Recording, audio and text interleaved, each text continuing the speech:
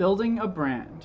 So again, the huge caveat with this core is that I'm not necessarily an expert at these stages. Like I've done quite a bit of design and quite a bit of the manufacturing side, but still learning about all the brand building stuff.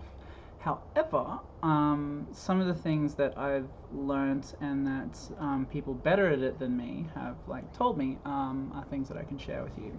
So, in terms of building a brand, I think there's three key things. One is that you are consistently messaging through that particular brand's platform and to be consistent. So, trying to keep up some kind of schedule, and at the moment it's pretty much if you just post something every day, then that's good.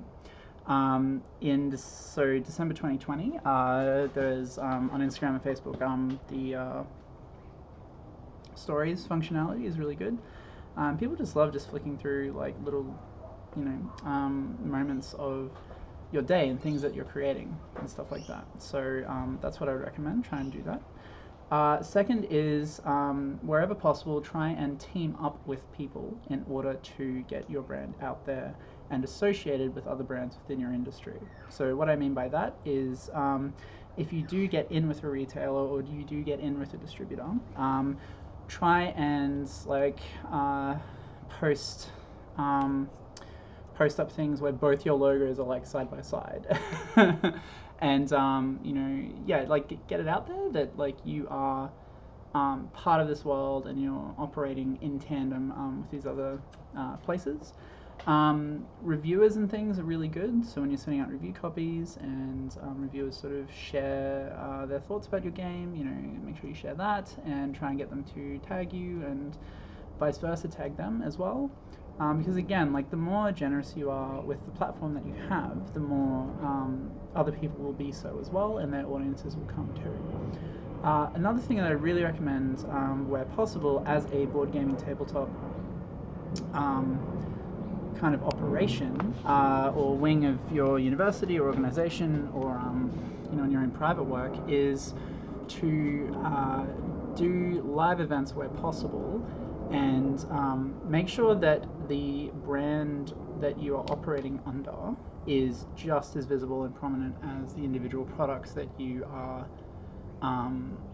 advertising and trying to get out there.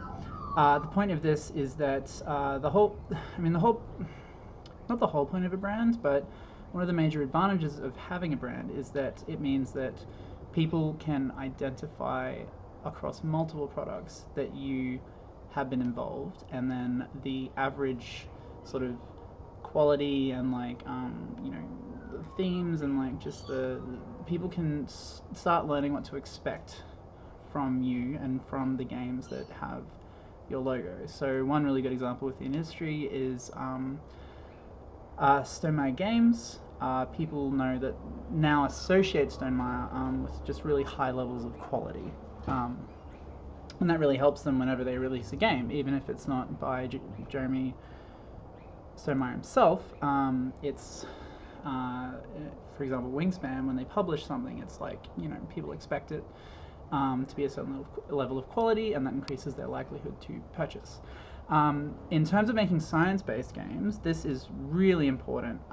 If you have any kind of connection with a scientific organization or a university or a school or something, or a museum where you're getting the games out there, wherever possible, get the brands together and have them share it, and just have these bigger entities talk about the fact that you're doing this and that you're involved with them. So that can be tricky sometimes, but often it's just asking the right person. So I would go to the marketing person, or if there's a social media person, and just try and be hey, this is what I'm doing, here's a little bit of copy text I've written, can you just share it if possible and tag this or whatnot. And that will really help start to get your brand out there and associated with size and quality and professionalism, and then that goes on to have important follow-on effects in terms of building your brand even further beyond that. So Any questions or feedback or like comments or like advice of your own, please put it in the comments. And as ever, good luck.